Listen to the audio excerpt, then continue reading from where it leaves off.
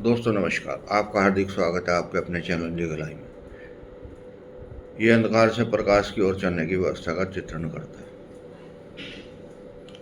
आज हम माता दुर्गा के स्वरूप को याद करेंगे। ओम या देवी सर्वभूतेषु दुर्गा रूपेण संस्था नमस्तस्यै नमस्तस्यै नमस्तस्यै नमो नमः।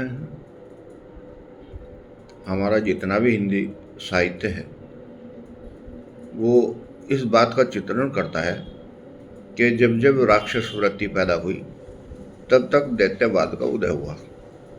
इसी संदर्भ में माता दुर्गा का भी उत्पत्ति हुई।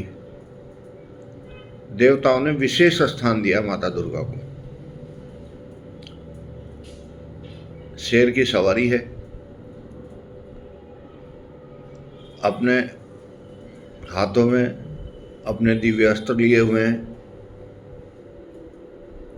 अब यह विषय यह पैदा होता है कि जब सुप्रीम पावर है तो उन्होंने राक्षसों का विचार क्यों नहीं बदले।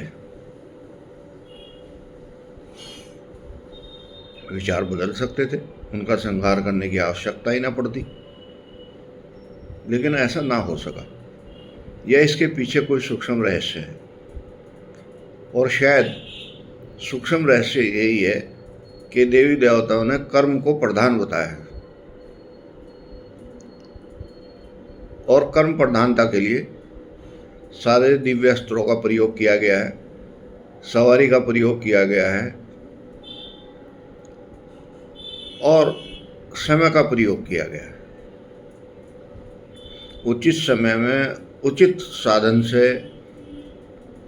उचित शस्त्रों से प्रहार करके देवताओं के लिए राक्षसों का नाश किया गया। ये राक्षस है क्या? एक मन की वृत्ति तो है। इस मन की वृत्ति को खत्म करना इतना आसान नहीं है। अगर इतना आसान होता तो इतने अवतरण ना होते।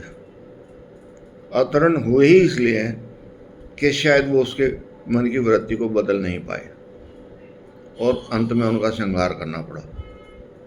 लेकिन वैदिक साहित्य कुछ और भी कहता है।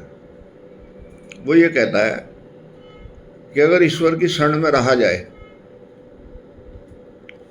तो ये जो विचार हैं ये या तो धूमिल हो सकते हैं या इनइफेक्टिव हो सकते हैं, या बदले जा सकते हैं। आज साइंस का युग हमें ये बताता है कि ये विचार बदले जा सकते हैं, इनको डिलीट किया जा सकता है, इनको मॉडिफाई किया जा सकता है। और इसके लिए हमारे पास बहुत से गैजेट हैं जिनको देख कर हमें इन चीज़ों का एहसास होता है। और ये एक कटु सत्य है कि जहाँ तक साइंस ने सिद्ध कर दिया वहाँ तक हमें साइंस का प्रयोग कर लेना चाहिए। आपके पास एक गाड़ी है, आप ये विचार नहीं करेंगे कि उसके अंदर बैठ के मैं इसकी इंटीरियर बदलूं। जो उसका बना बनाया इंटीरियर है उसी को युक्ति युक्त उपयोग करेंगे आप। ऐसा ही हमारा आदमी का शरीर है, ये इनबिल्ट बना दिया तो इसके अंदर का जो प्रयोग है वो युक्तियुक्त करना है, ना कि उसमें तोड़ फोड़ करनी है। उसको आप बदल नहीं सकते। आप मनुष्य के शरीर को जानवर का शरीर नहीं बना सकते अंदर से आप, ना जानवर के शरीर को मनुष्य का शरीर बना सकते, लेकिन विवेक पैदा कर सकते हैं उसके अंदर। एक मनुष्य जिसको पशु पक्षी भी प्रेम करने लगते हैं, ऐसी क्या उसके अंदर देवता आ जाती है कि सब उसके प्रेम के भूखे हो जाते हैं। ऐसा कौन सा आदमी है जिसके पास आने से आपको संतुष्टि होती है?